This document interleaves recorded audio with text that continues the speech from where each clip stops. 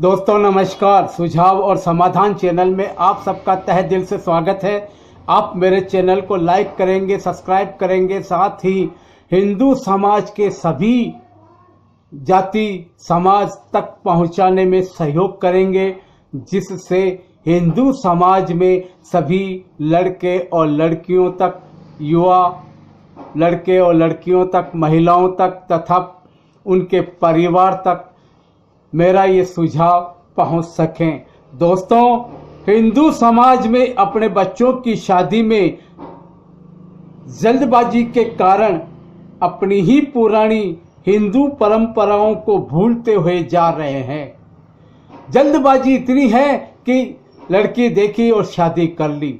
अरे भाई, तसल्ली रखो, सोचो समझो, विचार करो।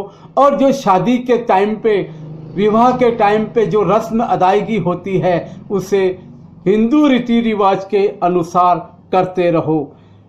मैं इस चैनल के माध्यम से आपको एक वीडियो दिखाना चाहता हूं, जिसकी जानकारी आपको देना चाहता हूं। उसको आप बहुत भली भांति से सुन करके, समझ करके अपनी हिंदू परंपराओं को जागृत रखते हुए अपने लड़के और लड़कियों के संबंध विवाह सही समय पर, सही सोच करके और सही रिश्ते बना करके करने की कोशिश करें, जिससे आपके लड़के और लड़की उनके वैवाहिक जीवन में कुशल मंगल रहें, वैवाहिक जिंदगी उनकी सुचारू रूप से चलती रहे, कभी भी उनके तलाक न हो और उनकी वजह से दोनों ही परिवार, लड़के के माता पिता तथा लड़की के माता पिता भी आनंद पूर्वक रहें। हिंदू समाज के दर्द की दवा बन करके प्रत्येक परिवार तक मेरे इस सुझाव को पहुंचाने की कोशिश करें। जय हिंद, जय भारत और जय समाज। तो एक प्राचीन कथा के अनुसार कहा जाता है कि तोरण नाम का एक राक्षस था, जो शादी के समय दुल्हन के घर के द्वार पर तोते के रूप में बैठ जाया करता था। तोते का रूप धारण कर लेता और दुल्हन के घर के मुख्य द्वार पर बैठ जाया करता था। जब दूल्हा द्वार पर आता तो वो राक्षस दूल्हे के शरीर में प्रवेश कर जाता था और दुल्हन से स्वयं शादी रचाकर उसे परेशान करता था। एक बार की बात है, एक साहसी और चतुर राजकुमार की शादी तय हुई। शादी के समय जब वो दुल्हन के घर में प्रवेश कर रहा था तो उस राजकुमार में कुछ देवीय शक्तियां थी। तो अचानक उसकी नजर उस राक्षसी तोते पर पड़ी। वो तुरंत समझ गया कि ये राक्षस है और उसने तुरंत तलवार निकाली और उसे मार गिराया और फिर शादी संपन्न हुई। बताया जाता है कि उसी दिन से तोरण मारने की परंपरा शुरू हुई। आपने कभी गौर किया है? आपको पता लगेगा कि इस रस्म में दुल्हन के घर के दरवाजे पर लकड़ी का तोरण लगाया जाता है, जिस पर एक तोता लगाया जाता है। अगर आपने नहीं देखा है तो आप ठीक से तोरण को देखिए। तोरण पर तोता जरूर बिठाया जाता है। तो लकड़ी से तोरण बनाया जाता है और उस पर एक राक्षस का प्रतीक तोता बिठाया जाता है और बगल में दोनों तरफ छोटे तोते बिठाए जाते हैं।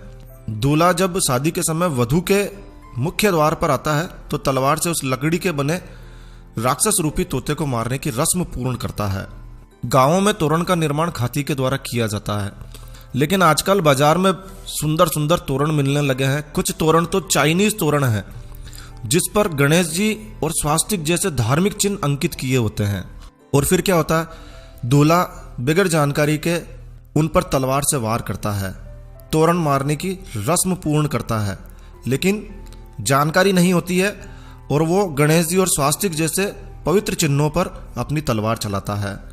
शास्त्रों के अनुसार तोरण पर तोते का स्वरूप ही होना चाहिए, दूसरा कोई चिन्ह नहीं होना चाहिए। लेकिन इन दिनों तोते की जगह तोरण पर गणेश जी या अन्य धार्मिक चिन्ह अंकित कर दिए जाते हैं। दूल्हा भी तोरण की जगह उन पर ही वार करता है और कहते हैं कि भारतीय समाज में पति पत्नी के मध्य अनेक प्रकार के विवाद, तलाक बढ़ने के मामले के पीछे भी यही कारण है। तो विद्वानों को भी इस बात को समझकर प्रचारित प्रसारित करना चाहिए। एक तरफ हम शादी में गणेश पूजन करके उनको रिद्धि सिद्धि सहित शादी में पधारने का निमंत्रण देते हैं और दूसरी तरफ हम उन्हीं पर तलवार से वार कर उनका अपमान करते हैं। ये उचित नहीं है। तोरण की इस रस्म का ध्यान रखकर परंपरागत तोरण को ही लगाया जाना चाहिए, लेकिन जानकारी के अभाव में लोग जानते ही नहीं है, क्या करें। जानकारी के अभाव में जो तोरण बाजार में मिल जाता है वही ले आते हैं।